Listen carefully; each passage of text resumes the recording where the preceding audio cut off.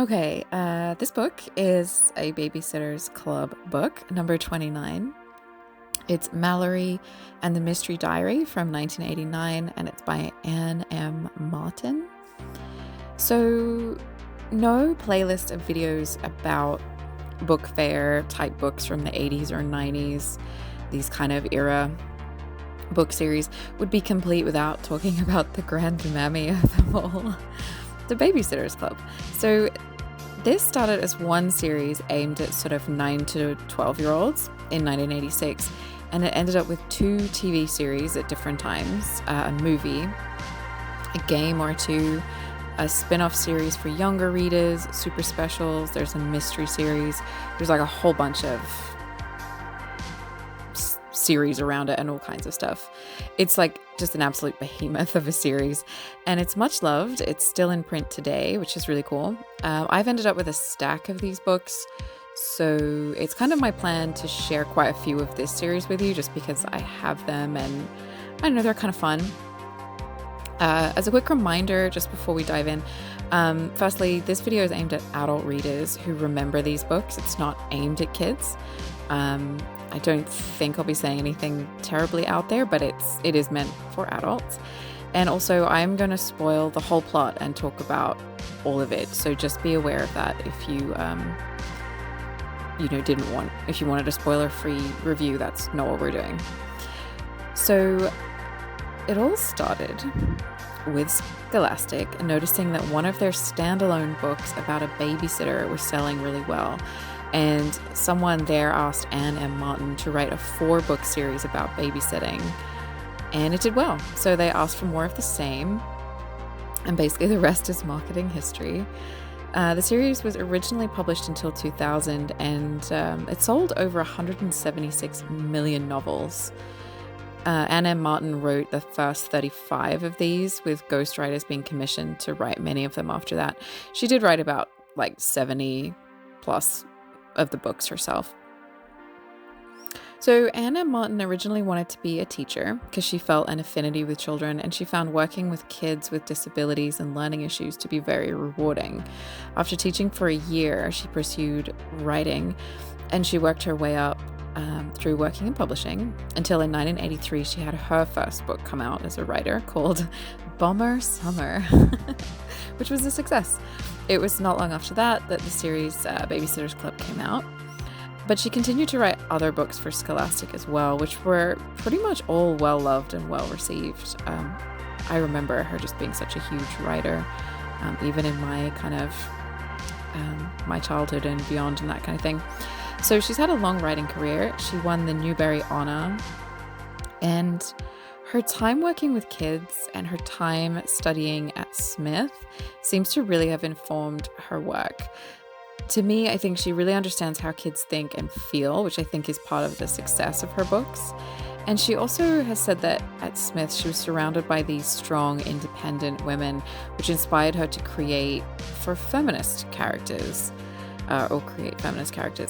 So the Babysitter's Club members are basically business owners. I found a few of these series were breaking ground on having more feminist characters in this era, which is kind of awesome. But we will get more into some of that in other books where it's a bit more, part of the story or whatever, but it's kind of cool. So these books were not my jam when I was a kid.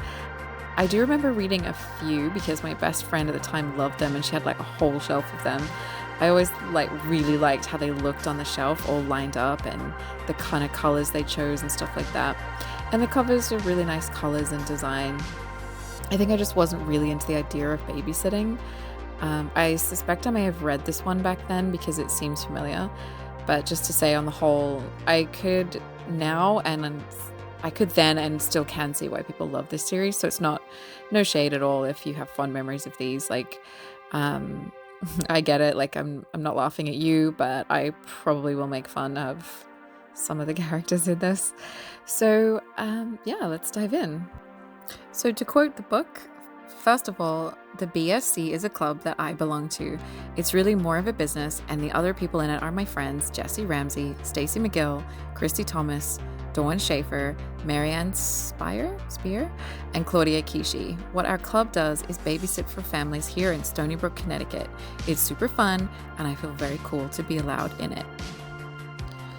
These books all take place in Stoneybrook, Connecticut, not a real place, amongst this group of friends, and the themes are topical for the time. Issues, messages, kind of a lot of the time. They're all wrapped up neatly by the end of the book. Some of the characters come and go. They're all, mostly they stay, but sometimes somebody will come, leave the book and come back later. They're all types in that way that books in this era generally had. So you could identify as a kid with one of them and say like, oh, I'm a Dawn or I'm a Marianne or whatever. Just as a side note, please feel free to tell me which one you are. I would genuinely get a kick out of hearing that. And no judgment at all about who that is, like which one is your person. It's totally whatever. Anyway, each book is from the perspective of the character in the title, which is something that I think is a really cool idea. I like that you know who is narrating going in, or you could just read like only the Mallory books or something if you just like that character. And I think that's cool. For some reason, I kind of think you probably wouldn't just read the Mallory books though. But anyway, I wanted to start with the cover. So it's painted by somebody called Hodges Soileau, Soileau. And yeah, he painted nearly every one of these covers. He's a wonderful artist, and I love the slightly soft look of his work and the beautiful, warm light that's usually suffusing these cover images. He worked with a lot of the major publishers at this time to create commercial work for the covers, and in recent years, he's put up a lot of the originals of the cover art for sale, which is kind of cool. Personally, I rate his landscapes, but if you're all curious about any of this, his Instagram is well worth following. It's at Hodges Soileau Artist. If I remember, I will put a link below for you. To get back to this particular cover, we have Mallory with her 80s fluffy hair and glasses. It looks like she may be on assignment with a kid who is wearing the obligatory oversized 80s sweater. And I'm pretty sure that's a mullet haircut that he has. And we have the tagline, a locked trunk and a secret diary, all add up to a mystery for the babysitters. I love that. This tagline is designed to appeal to someone like me who is curious about everything. Of note, the trunk appears in the foreground. We also have an alarm clock, which is very retro. And yeah, the icing on the cake here is Mallory's sweater. It's huge, it's shapeless, it's very, very blue, and it has a very intense pattern on it. These loud print sweaters were super chic in this era, but this isn't. It just isn't. It has this weird yellow, bad monster kind of plastered on it. I kind of feel sorry for Mallory, but I'm not sure if, Mallory's kind of meant to be a bit of an awkward kid. I can't quite tell if, if the sweater is intentionally awkward or not, but we'll just move along. So we open on Mallory addressing us, the reader. She tells us that she's 11 but wishes she was 13. I'm not sure why she thinks 13 will be easier than 11. I kind of wonder how adulthood is going to hit this kid. I don't think she's going to love it. But she also explains what journaling is and why it's better than a diary. And I don't want to be snarky like this early on, but geez, thanks for explaining that, Mallory. But actually, she's using her journal to write about her feelings and let them out in a healthy way. And that's actually pretty cool. They didn't have the comments section or Reddit then, so weirdos had to journal. I say that, but I have a journal. Quite like writing in it, so whatever. The cool thing that I always loved in these books was the font the publisher used, where it looks like the character's handwritten parts in the book. It's pretty rad. I think they actually used a different handwriting font for each character, so correct me if I'm wrong about that. They kind of do that in this book, and I just think it's cool. I still think that's cool. We learn that Mallory wants a nose job and her parents won't let her get one or get contacts, which is obviously completely unreasonable of them. That was sarcasm. And she's the eldest of 7 kids, so now she has my sympathy again. Mallory's mom has made a casserole for Stacey's family. Stacey's in the Babysitters Club and has just moved back into town. And Mallory goes to take the dish over to their house, their neighbors. So she can basically go through her backyard and then into Stacey's. And this gave me major nostalgia for when I was a kid, because my best friend lived on my street. And just kind of reminded me of that, where you could just like wander over to their house. Yeah, so here we get this long, complicated breakdown of who everybody is, their entire families, how the Babysitters Club works, and then what each character's key personality trait is. Like, Claudia is the fashion one, etc. Mallory is the sad sack awkward one, if you were wondering. So generally, according to the internet, she's the least favorite of the set. She tends to have sadder stories, more problems than interests, and she's a bit desperate to be in the club. So sorry for making fun of you, Mallory, you fictional character. This section, breaking down all the interpersonal relationships, the club rules, and who has what role, goes on 4 pages, and it's kind of complicated. Which, like, I mean, it's not so complicated a kid couldn't understand it, but I was like, damn, like, this is a really complex web of lives here. Web of lives, I said, not lies. Although you never know. As Mallory leaves, her little sister Claire asks if she can come, and Mallory sidesteps this neatly, and Claire calls everyone she likes a silly Billy Goo Goo. And this is the kind of crap kind of dumb character trait that I hated about these books as a kid. These kinds of like, oh, Claire says silly Billy Goo Goo. Like, nobody says that. But props to Mallory for being a nice older sister and being diplomatic. A note about this casserole, it's tuna. And I remember this being a common thing to make and eat. Yeah, I feel like it was a bit of a staple. I don't know why. Also, I love the neighborliness of sending a casserole over. It makes me think of how much attitudes to food have changed now. Like, I don't think you could easily send a casserole over to a friend's house now, because people are more sort of diet obsessed and also just have dietary requirements and intolerances and stuff like that. So it was a different time. Anyway, this new place where Stacey lives sounds pretty amazing. It's rambling and old and has beautiful timber features. And this attic space with stairs that go up. So it's like a full attic space, if you know what I'm saying. Mallory and Claudia, who's also there, help Stacey take some boxes upstairs for storage. Quote, Stacey opened the door. "What do you know?" she said. She put her boxes down and groped for the switch plate. "I am not going up these stairs in the dark," she announced. "What are you afraid of? Boogeymen?" asked Claudia. "Yes," replied Stacey. "We didn't have boogeymen in New York." So yeah, no boogeymen in New York, huh, Stace? Okay. One of Stacey's major character traits is that she's from New York. So she's one of those people that's just talked about New York, even when it's not relevant. Houses didn't really have attics where I grew up, and I was always fascinated with these places in books and stuff like that in movies. It seems like a bunch of these types of books were about cool things found in attics by kids, and then finding out secrets or solving an old mystery from there or whatever. I really wanted this to happen to me. I think some part of me still does. I am not ashamed of that. I would love to find an old trunk somewhere, or a doll's house. A doll's house would be amazing, actually. Yeah, and that's basically where this book is going. The girls go up there, and amongst the old things left behind, there is a cool old trunk, which you saw on the cover of this book. Stacey says that Mallory can have it because she's from New York, so presumably only likes new things. And it's wild to me because this trunk is probably an antique that a local museum would love to have, or that's maybe worth a bunch of money. What do I know? They were going to put it out in the garbage, and that made me really uncomfortable.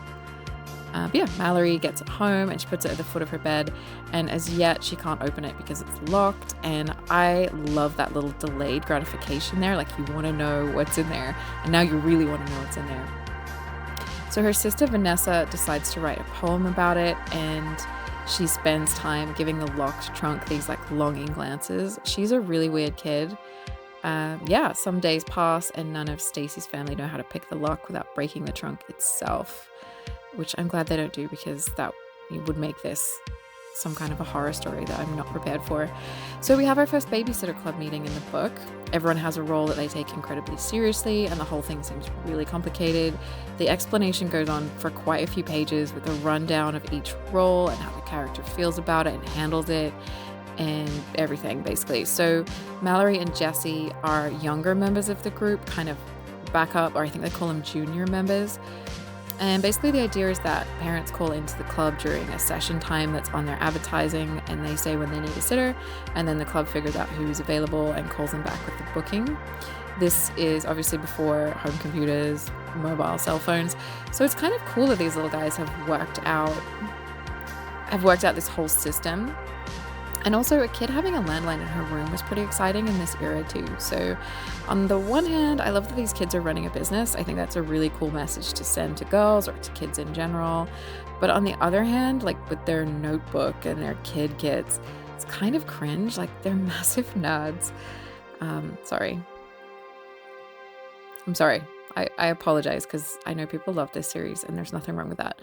Kristy is super bossy and like, shut up, this is business, while Dawn is policing their junk food consumption. So that's the kind of territory we're in.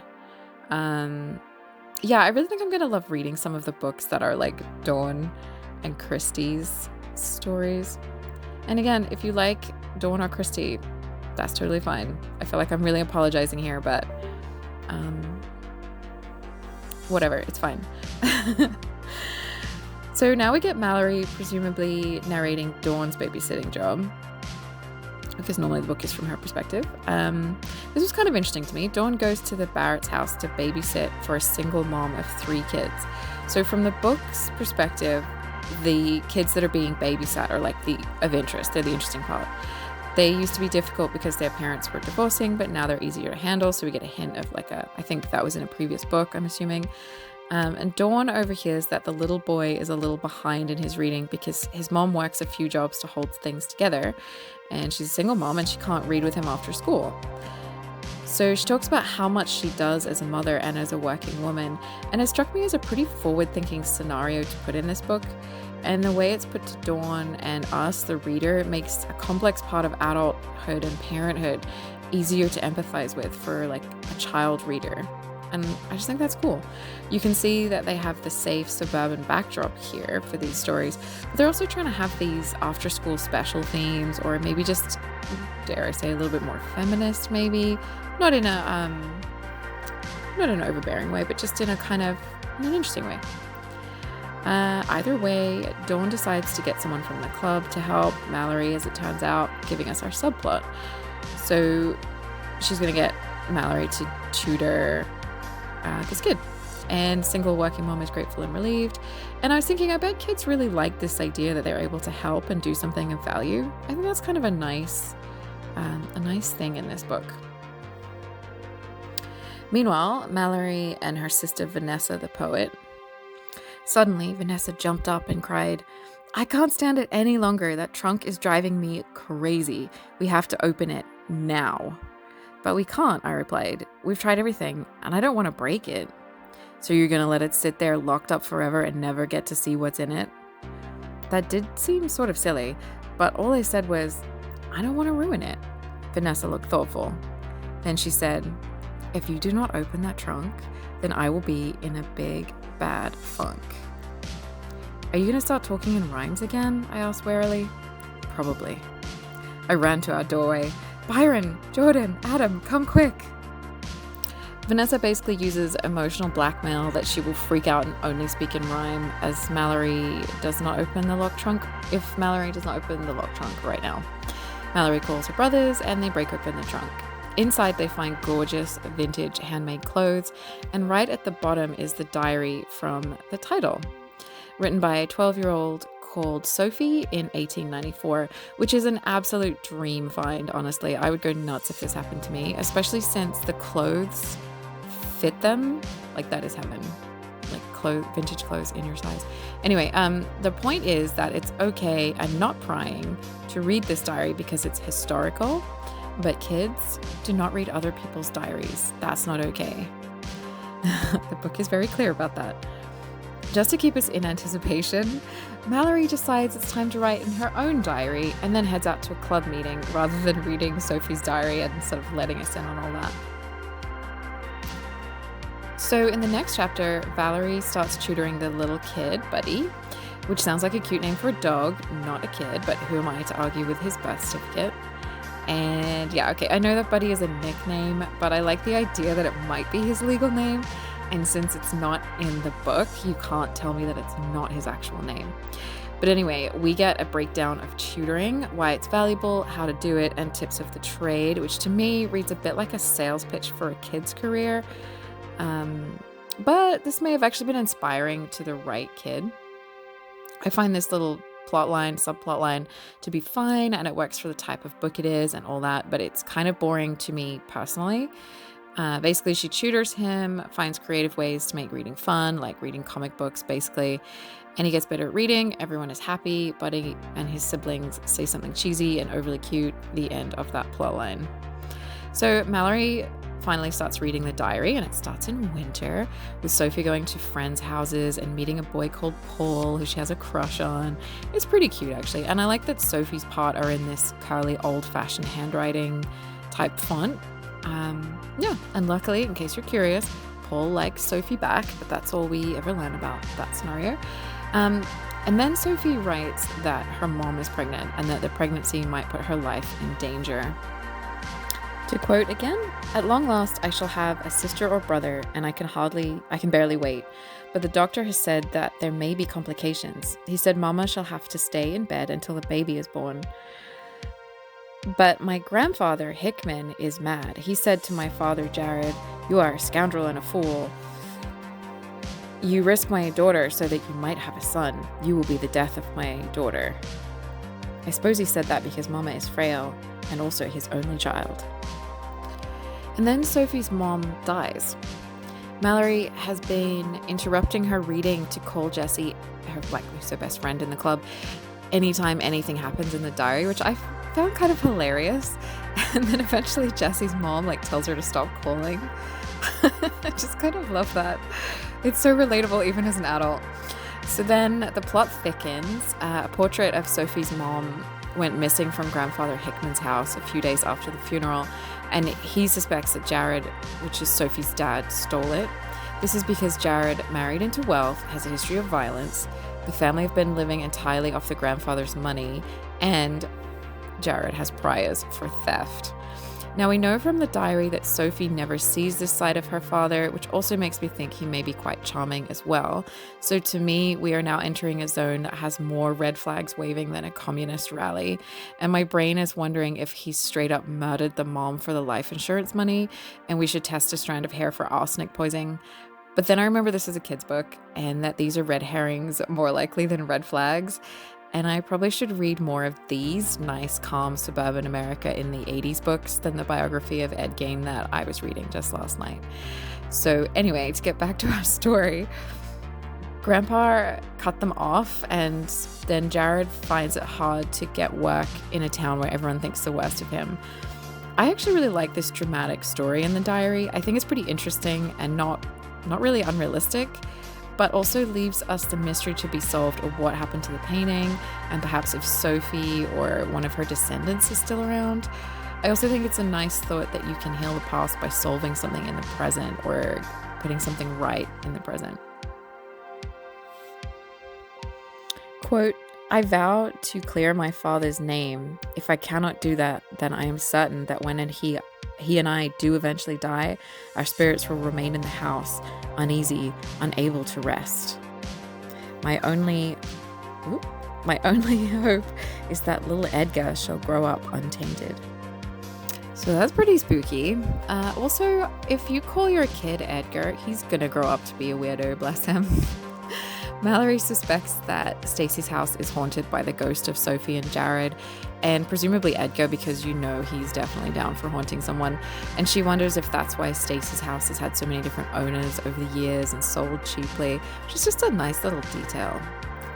Anyway, since Mallory has told the whole club about Sophie's story, when Kristy is at home babysitting her siblings in the mansion she lives in, she decides they should explore the attic.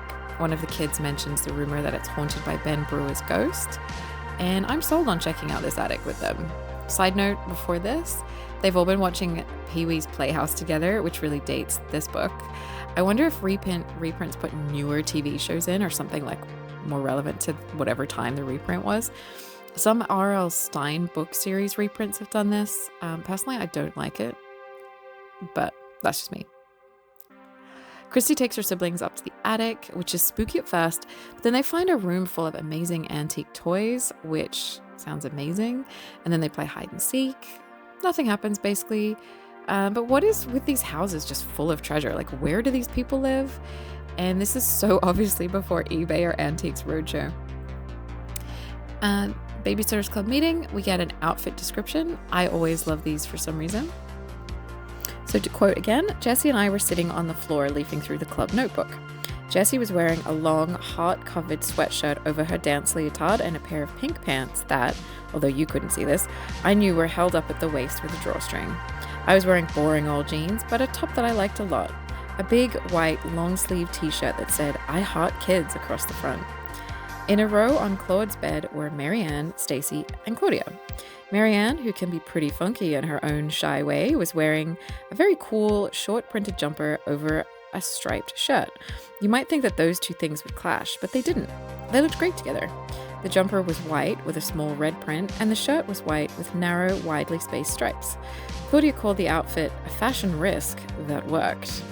Claude herself was wearing jeans, a plain white blouse, a pink sweater, white socks, and loafers. She said she'd gone back to the 50s for the day. Stacey, on the other hand, was in a much more typical outfit, a short-sleeved blue and white jumpsuit with cuffed pants. Parts of it were striped, parts were solid.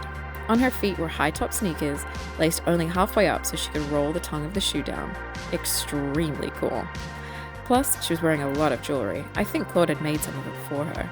Last but not least was Dawn, sitting backward in Claude's desk chair, resting her arms on the top rung of the back. Her outfit was fairly normal, pants and a baggy sweatshirt, but on her head was a small straw hat. I couldn't believe it. Talk about fashion risks.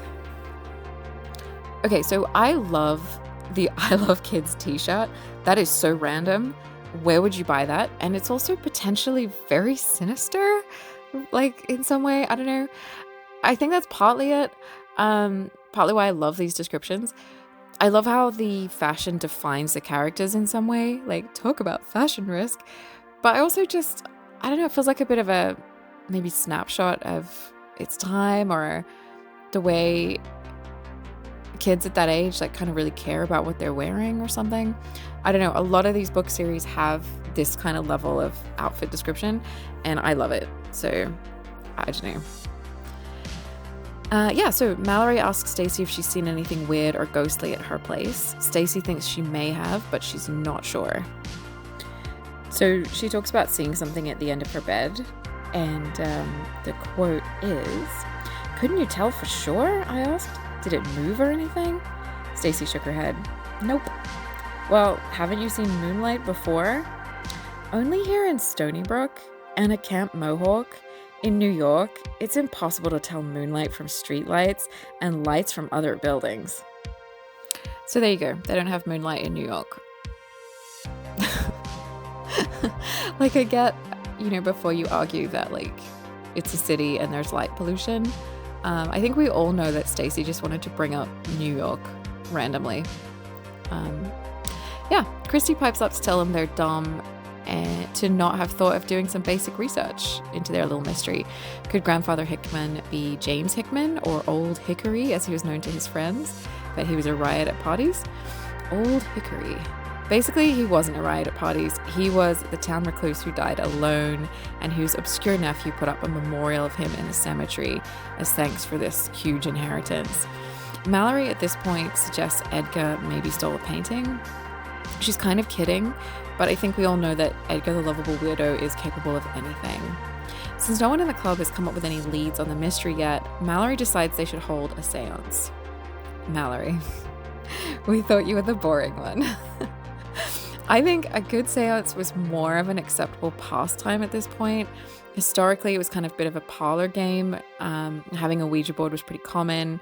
I think the Satanic Panic and more movies about messing with the supernatural, it's sort of seen as less of a cute thing to do at sleepovers and more of like a dangerous thing. So it was kind of a normal thing. If you have a great sleepover seance story, please tell me in the comments. I want to know. Anyway, I find that very entertaining. If you haven't heard of a seance, let Kristy explain it to you. Quote, Mal, spoke up Jessie. What is a seance? Before I could answer, Kristy said, it's when a person wearing a turban on her head goes into a trance and the voice of George Washington comes out of her mouth. Then she collapses on the table from the effort of it all. Kristy basically hates fun. So at first she tries to whine and talk them out of having a seance, but the girls all kind of like the idea and they get kind of excited about it. So then she only agrees to do it if she can be the medium or a channeler. And then she turns up in a big attention-seeking costume. And from there she basically like acts up and makes the whole thing a joke. And then that's the end of that. Now, while I'm not saying that I think kids should hold a seance, I do think Kristy really behaved like a jerk here. Like, she could have just stayed home or not made herself the center of the whole thing and just let them have their fun. But she didn't want them to do it, so she just spoiled it. I don't know. She's a character in a book. It's fine. Moving on. Stacey mentions New York again, and her handwriting has little hearts instead of dots over the eyes. That's pretty cute. Stacey is babysitting a kid called Charlotte, who must be younger than 13, and who loves to read A Tree Grows in Brooklyn, which I did not realize was okay reading material for little kids. What do you guys think? So I'm not American, so I only came across this book as an adult, and I seem to remember it having some pretty adult themes. I think there's some domestic violence in it and stuff like that, and a couple of other things. But then kids back then in the 80s, like I know a lot of people have told me in the 80s when they were like 11, they were reading Stephen King and V.C. Andrews. So maybe, I mean, I don't know. But basically, Charlotte is like a little child murderino. She says things like somebody always knows something and it's pretty hard to commit the perfect crime. And she watches crime court TV in her spare time. Now, I know nothing about kids and what they're like at different ages, and that's what I realized at this point when I was reading. But Charlotte loves hearing from Stacey about the local mystery, of course, and although they don't really get a clue from this chapter, Charlotte does get Stacey kind of thinking outside the box, which is kind of cool. So here we get Mallory getting Buddy to read Encyclopedia Brown. Do you guys remember him? Well, he was, funnily enough, published by this same publisher. So it's not at all product placement. Don't be so suspicious. So Mallory tells Buddy about the trunk and everything, and she ends up showing him the diary. He can't find a clue in the diary, but he can think outside of the box, or rather in the box, and he decides to search the trunk. He finds a signed confession from Old Hickory, who says that he was made so sad whenever he looked at the painting that he had it painted over so he could keep the painting but sort of not have to look at it. So then somebody noticed it was gone and conjectured that Jared stole it. And Old Hick just never corrected them or anyone else who said so. So it just allowed the rumor to ruin the lives of his son-in-law and grandchildren. So I have some questions. He also disinherited them, which is pretty strong from a guy who confessed on his deathbed in writing that, anyway.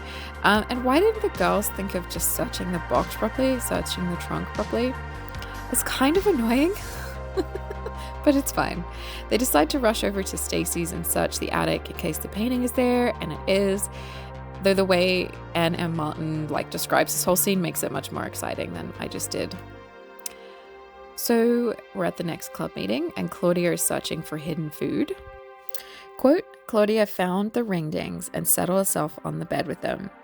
There is nothing, she said, like a fresh, unopened package of junk food, especially chocolate junk food.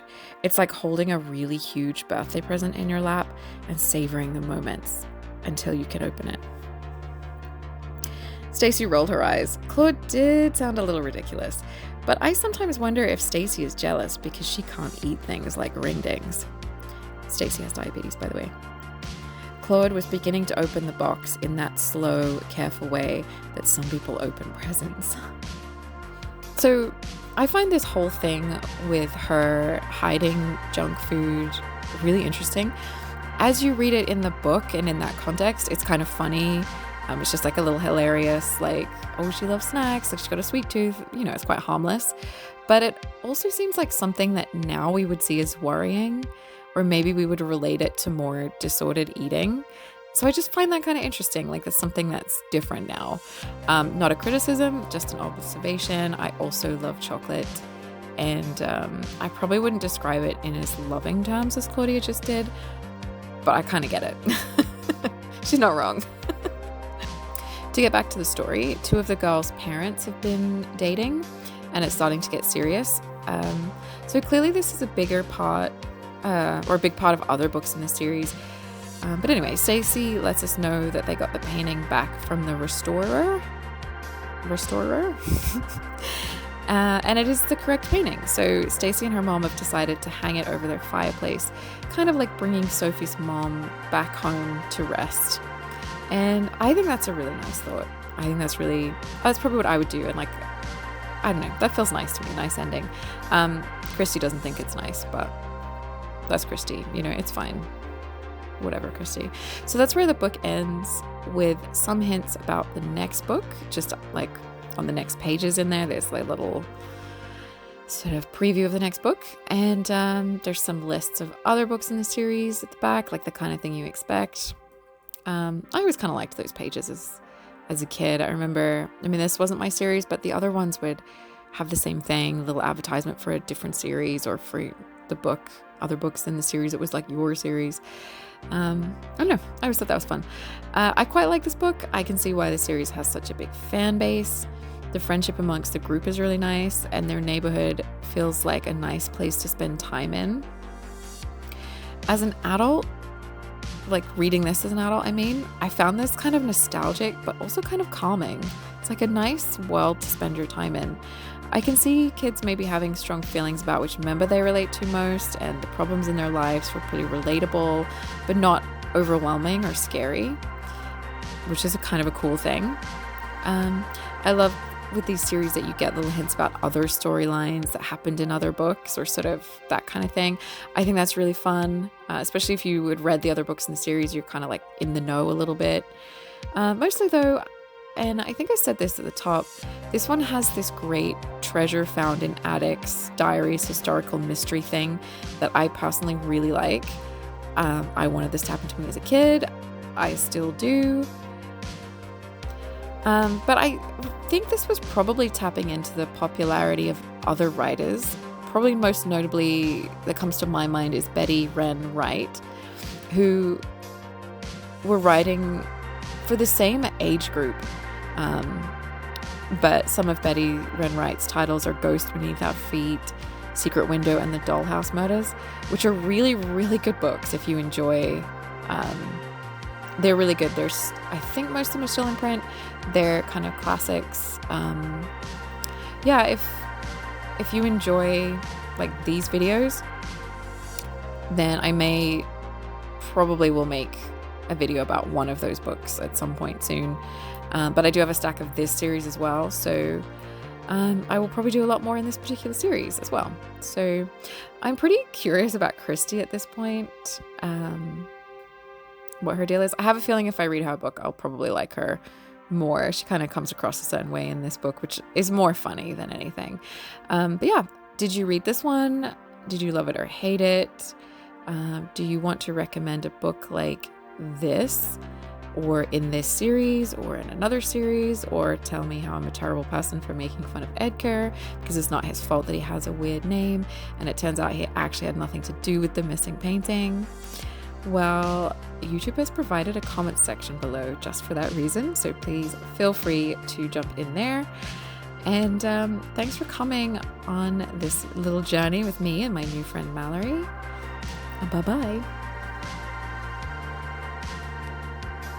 You can check out some of my other videos. I also have another channel and socials, so you can find links below if you want more of that. And if you want to hang out again, remember to like and subscribe. And you can always leave a comment, let me know what you thought, or let me know what else you might want to see. Thank you.